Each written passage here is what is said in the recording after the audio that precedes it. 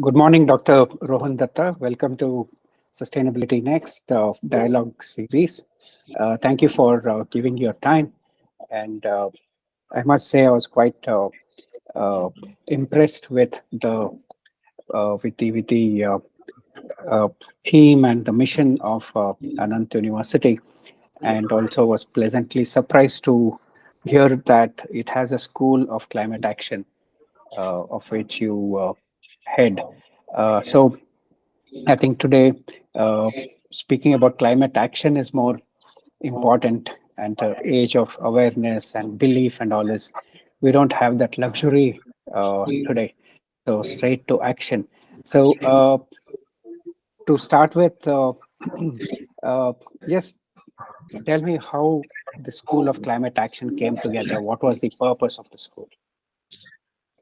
Firstly, thank you, Benedict. Uh, See, climate change is happening, and the margin that we have now to at least to make the art little closer to what it was 100 years back is very slim, and actions were needed. Sorry You to sorry to interrupt. There is a lag. I mean, sorry, there is a echo. no, is it okay now? Yeah, speak more. Yeah, so uh, I think it's because of the action.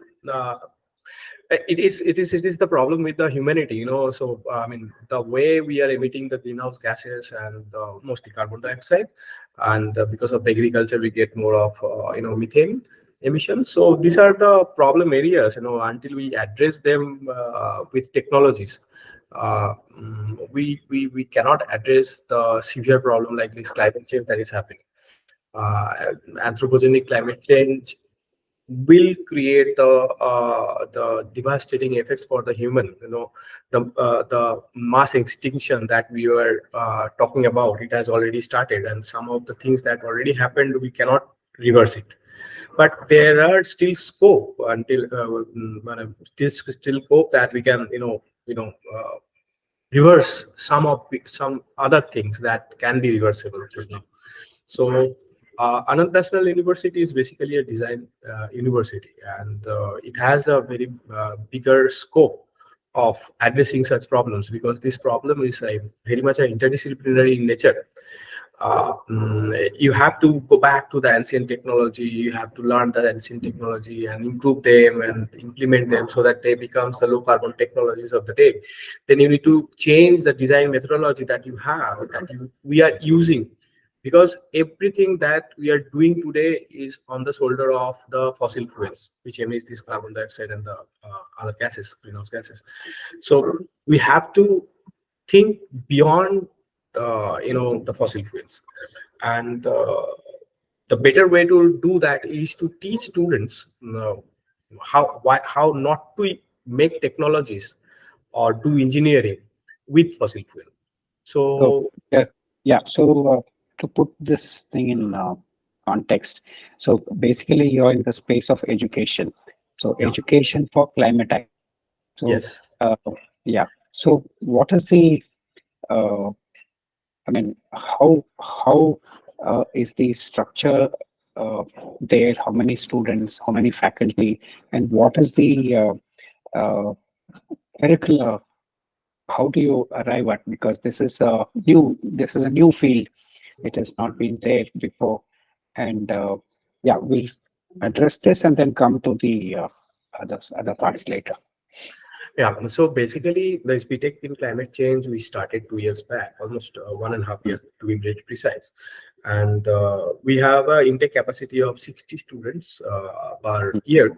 Out of that, 30 students directly comes from the ACBC, which is the government of Gujarat's nodal agency for counseling of the students and distribution in engineering courses. Uh, Rest we take using applications and the merit list, and based on that we get the application. So still now we have our 24 students in 2 years and one also has joined after their diploma as lateral entry in second year. So the course is little unique in this way, like it has the branches taken from different traditional engineering disciplines. So I would say the climate action required a multidisciplinary involvement. So that includes thermal engineering from the mechanical, environmental engineering for civil engineering, climate modeling from both computation and physics part, meteorology, and then comes your energy and technology, which is basically again comes falls under it's itself a big discipline. So we have handpicked them and the courses that can lead to the climate action. So our focus area is two. Our focus area is carbon capture and climate modeling. So with that focus area in mind, we designed the coursework such that will lead to finally the course objective of building climate engineers will be working on these two domains. And talking about other disciplines, climate action is such a thing. So here you need participation of every people, everyone in the world. Then only we can achieve the objectives. So the first thing starts from us, the one who are trying to change the thing. So we have to first change our behavior, our attitude towards climate. We forgot to love nature. So that's why we also have a dedicated stream of behavioral sciences in our course, which actually enables students to you know learn how to change themselves. Until you change yourself, you cannot change anyone else. So the first thing is you do that with you. So you reduce your power consumption, you behave climate resilient, you build technology that is climate resilient. So with that in mind, so we also have application of that in applied research. So we do a lot of applied research. For example, so recently we have visited one village, coastal village near Maharashtra Gujarat border. So who really have a problem with the water. They have a lot of water, but all are high salinity. So we visited there, and then we found, so in the world there are hundreds of technologies are available for last 1,000 years, but they're not using any of them to get the water. They're just buying high costly water from the distilleries and things like that. So we were trying to find out why, because ultimately when you make a new technology which will be applicable for those communities to become climate resilient, we also have to know whether they will accept it or not, how it will hamper their livelihood. So we really had a great time interacting with them and understood that what we develop in the lab, in order to implement that, we have to work harder uh, Yeah, to yeah. So customize that. yeah, Yeah. that's interesting. Uh, so it's nice to hear that the phrase that you're producing climate engineers. I Yes. think that's a very nice tagline, and I think the students will be very happy to see that tagline in their business cards, climate engineers. So that's a nice thing. So are the because your faculty who's teaching them, are they interdisciplinary because they come from the previous generation? So is So it a challenge? this is very important for us. We regularly interview people. It is a continuous process. So to get our faculty members, but one in 100 applicants we have selected. It's not only because of their research, because it is a very much expert driven program. So we need experts who actually worked on this field for such a very good amount of time. Like for example, me, I have worked on energy for last 12 years or so. We have also Professor CN Tripathi, who is working on the field of climate modeling for last 25 years. And also we have another faculty member, Dr. Naga Chaitanya. He's also he is actually an expert in HTP. He has his own company and all. So we took a lot of time to build that team. We received a lot of applications.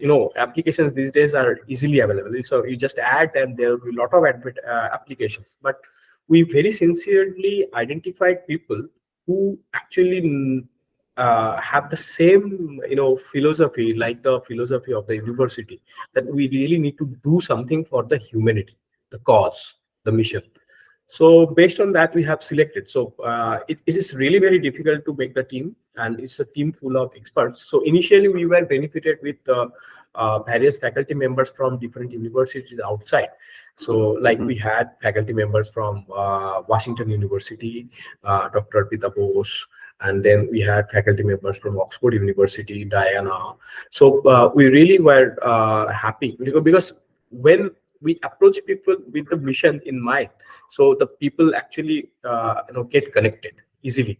So we got that advantage, and that actually made our platform for the having the experts in the university.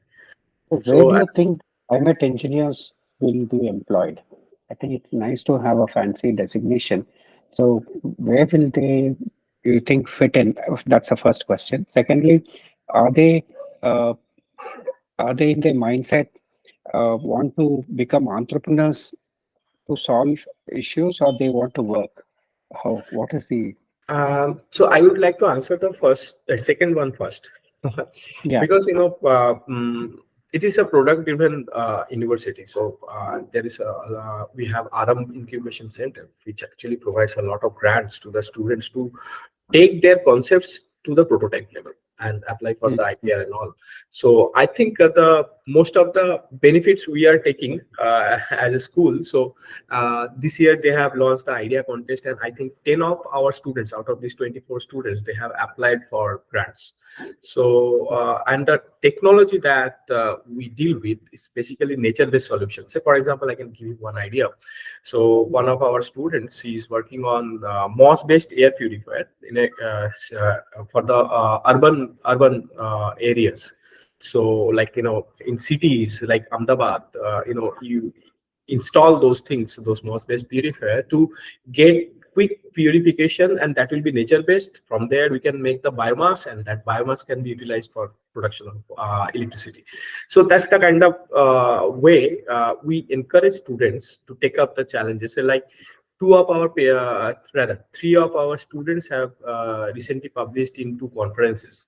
One in international conferences, the papers. So one in IIT Bombay and one in IITM Pune. So it was a collaboration with SAC ISRO. So they worked on, one of the students worked on the Sundarban area mangrove growth and the carbon sequestration things, and the other group they worked with us for making the solar desalination system for the community scale. So we really encourage them to come up with the ideas, and we assist them so that they can build something new and make a product out of it. So always the end goal is to make a product out of it. So the second question is The very easy for. product-based Yes, approach. yes. So this will give them the exposure, how to get the funding, what are the ways they can build the company, and then how to sell, how to market. So we also initiate them how to get to know what sort of modification you do in the product, so that it will be acceptable to the community. And the first question, yeah, the job profiles, I would say it is mostly in two ways. Like, the firstly, it is very, it is, I would say it is a very specific, recruitment. And I suggest people not to go for the IT and things like that. So they have a specific job to do. In companies, there are positions like sustainable officers, and in a junior level, starting from the trainee and things like that. So that's the position we are looking for, and with government regulations, you have to do that. So this includes the responsibility like life cycle analysis of the plant, and other activities like biodiversity mapping. So we teach every bit of it so that they fit in well, other than the non-experts adding, going and joining those positions. Mostly you find a mechanical engineer or an environmental engineer in that position. So we are Yeah. uh, addressing that particular location. And the second part is that we want them to go for the research, for the that we are exposing them from the very beginning of the course. So we want them to become good researcher on these domains, because this is a very expert driven and it requires a lot of research before you implement any technology. So that's another case. So we have opportunity, like, you can first go for masters in, say, masters in climate technology in IIT Bhubaneswar. There are seats, and IIC Bangalore, there are seats on that for the master program. And also you can go abroad for your research, and that also we have few collaboration outside. Yeah. Yeah. Uh, yeah, but it's an amazing experiment. It's about 2 years, you're saying. Yeah. Um, what does it, what do you need to scale this number? I think the problem in India is so huge. I think 24 engineers coming out every year is a uh, very small number. Uh, what is your, say, next 5 year plan? Or To be frank, we started this with a mission in mind, and we wanted to show the world a way that how to address the lack of the ground level worker or the engineers ground level who actually implement the climate action on ground.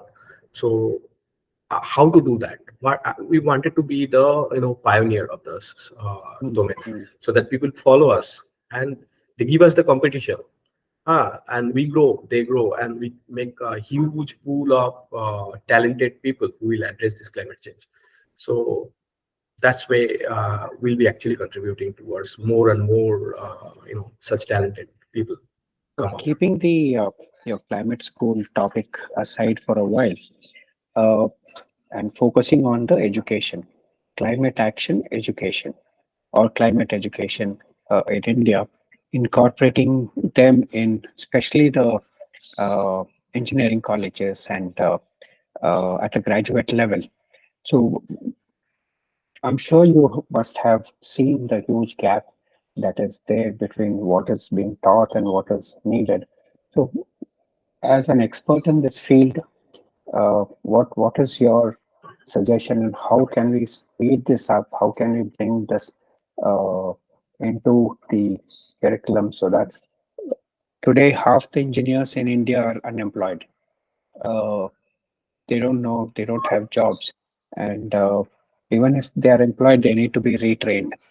So, how, as an educationist, what needs to be radically done to provide India with more climate engineers? Uh, I think every engineer, we can convert him or her to a climate engineer. It's just the spec that is extra that is required. The eyes has to be trained to see the things in a different way. So, just for example, I'm telling you. So today I just had a class of refrigeration. So refrigeration is taught in every engineering college to the mechanical engineers. I also taught today. It's So what I did is that I also taught them the traditional things, like you use vapor compression systems and this and that. In addition to that, I told them how you can use water to cool a big facility. So I think the syllabus that we already have, it has very small portion that addresses the technologies of refrigeration without using fossil fuels, because we are completely dependent on it, and the vapor compression cycle is the most efficient machine available in the world. So people obviously will teach that. So there a little bit of tweaking is required, that you teach whatever already is there. In addition to that, whatever we previously used in ancient world, those technologies before the I would say this fossil fuel came up, like James Watt, he started that revolution. So before that, we also use some refrigeration technologies, and we stopped improving them because we got the vapor compression system. So this type of small tweak, if you do, the same engineer will be the climate engineer with a difference. So the way we see the world, and the way a normal engineer who comes out of any IITs or NITs or any engineering college are just little different. So we see everything in terms of how we can reduce the emission. how we can use more and more sustainable materials, sustainable technologies, and we just don't say that, we do that. For example, the thermal energy storage system, we are making it. So we are using pebbles from the riverbed. So Mhm. just pebbles which are low cost and abundantly available. We are just using them as though the efficiencies are much less, but we made the system little higher in size and optimized it with for improvement of the heat transfer and things like that. So that I think is the key, and it can change everything. Because every concepts are same.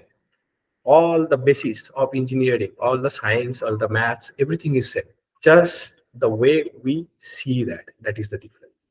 So I think we also participate regularly in So telling people basically, that you're saying that students need to be trained to look at things with a new set of eyes. yes. So that's the only difference, right? So, That's yeah. and that has to be done consciously. It doesn't happen by itself, isn't it? No, it will never happen by itself.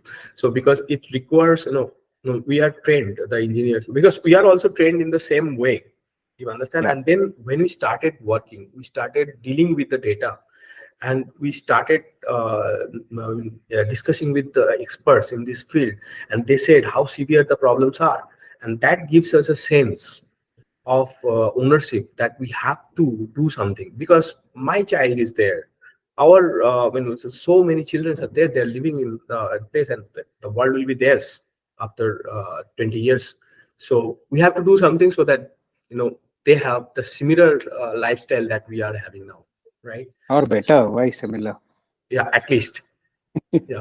No, we should aim for a better for them, not similar.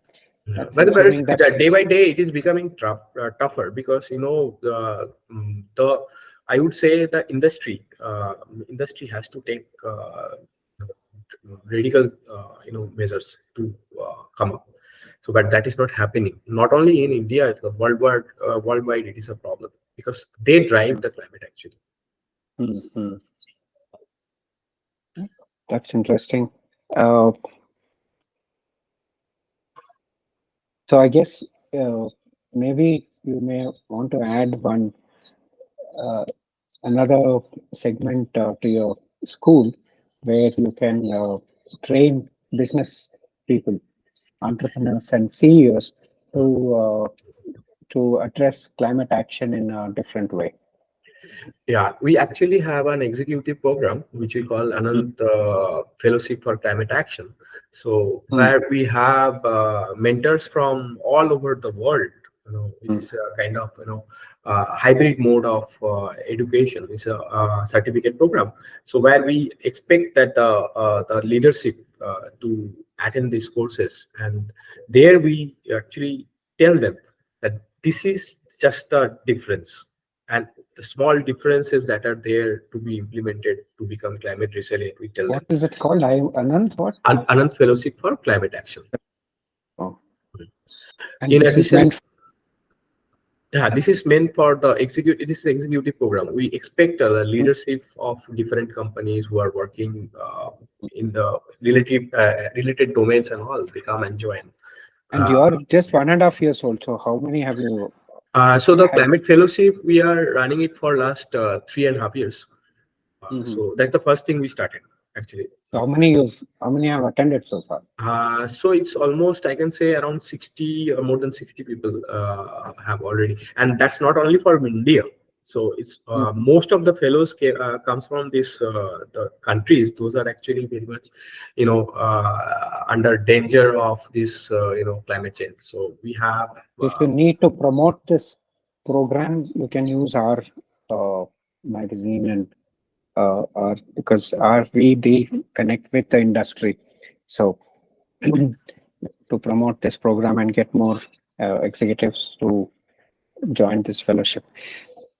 That's good. I have lots of questions, but I think for the sake of this interview, um, uh, yeah, you nature-based solution. I think that's a new buzzword today, but I don't think many understand what it is. Can you just explain what is nature-based solution?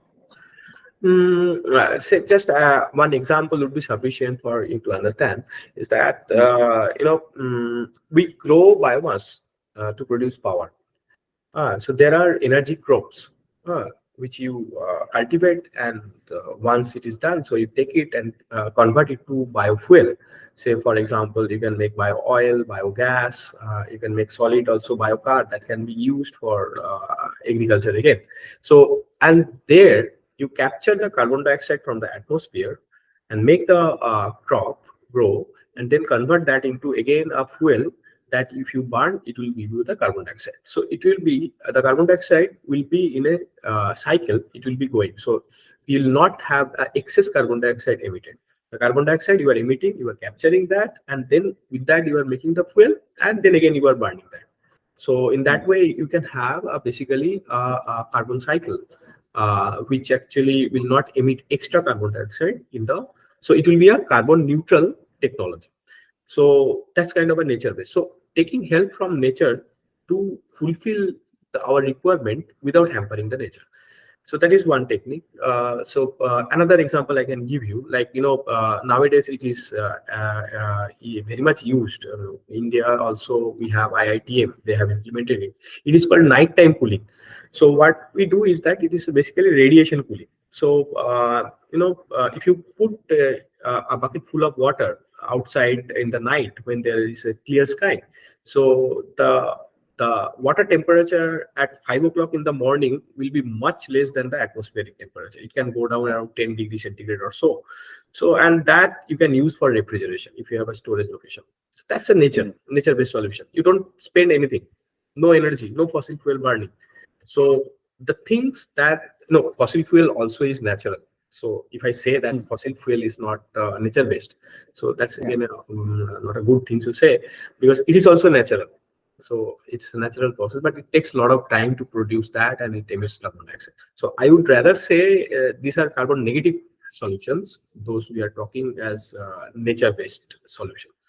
So how can we promote uh, huge adoption of nature-based solutions? Right now, it is very selective, I think. Uh, See, according to just I'm giving you an example. You are having air conditioning system, right? Probably. So that runs on vapor compression cycle. So you have a remote, you just operate from the remote place, and you increase the temperature and decrease, and accordingly it adjusts. But the solutions that currently we have may not have that much flexibility or that low cost. So I would say the nature-based solutions, to become market friendly, you need a lot of time. You have to invest a lot of money in research so that you can improve their efficiencies, their user friendliness, and acceptability to the community. Uh, I think a decade or two will be required before we come up with competitive products from the nature-based solutions. Because nowadays, in car and all everywhere, so it's just very easy to use these ACs. Just an example I'm mm, giving you. But to replace them, first, the enormous size of the equipment will be required. So we have to reduce that. We have to do process intensification so that we reduce the size by order of 10 or more. Okay, so those things require time and investment. So I think governments are worldwide, they are investing on these nature-based solutions and process intensification and all. Indian government also through DST, they encourage such projects, but the funding is, as you know, it's on research, it is not even comparable to other countries. So probably things will be better, because nowadays the more and more funding are coming from the private sector in India, mm, with mm, the industries and all these things. If you look at the scenario in IITs, most of the mm. projects come from the private, and that's the government has streamlined this funding things, and that's a wonderful thing has been done already. So, but it requires more and intense basic research, I would say, Mm. to make these products competitive. In comparison to What's the. your current passion, research passion? I see that you are an expert in many areas like energy to power to energy and I uh, worked on many disciplines, but the basic focus of my research is the thermal engineering, which is of my Mm-hmm. interest. So I mostly work on refrigeration systems and carbon capture mostly. So in that way, I have found one techniques like cryogenics. You probably heard it is a low temperature technology. So I did my PhD in actually cryogenics. Then I also developed one sustainable energy storage system, thermal energy Mm-hmm. storage system. Which is called cryogenic energy storage system. So I also have filed one patent application 2 years back, Mm-hmm. 3 years back, I think. It's still under publication. So it's mostly to deal with how to produce better refrigeration at different temperature level, and how refrigeration can be utilized for producing power and storage of energy.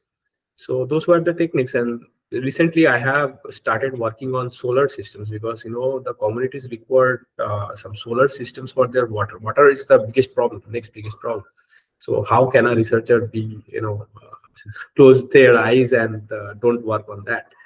So with that in mind, so me and one of my colleagues here and two students, we started working. And within 3 months, I think we achieved the 3 liters per meter square per day. So which is very significant. We didn't have any exposure, and within 3 months we could do that. So yeah, thanks to the researchers who worked earlier. So we mostly took help from the literature, and then we, with our engineering judgments, we made the systems, and that's working. So that's the recent work that I am doing. Previously also we worked on waste that we are getting. So waste to energy, how we can convert and things like that, what are the systems. So it's mostly thermal engineering, I would say. And now I'm specifically looking towards providing refrigeration or cooling using nighttime cooling. Then there is earth air cooling system, and also already we are working on this. We also received two lakhs for that. We implement a small prototype, to make a small prototype on a small hard scale. So yeah, that's the domain I'm working. That's interesting. So any of the technologies, if you would like to write about, and we will be happy to publish the articles based on some research or finding. And you just mentioned about your thermal energy patent that you have pending. So we're happy to publish some of that in the magazine. So for now, thank you so much, Dr. Rohan Datta. Thank you. We they will be in touch, and please consider the magazine as part of your school, and let's collaborate and work together.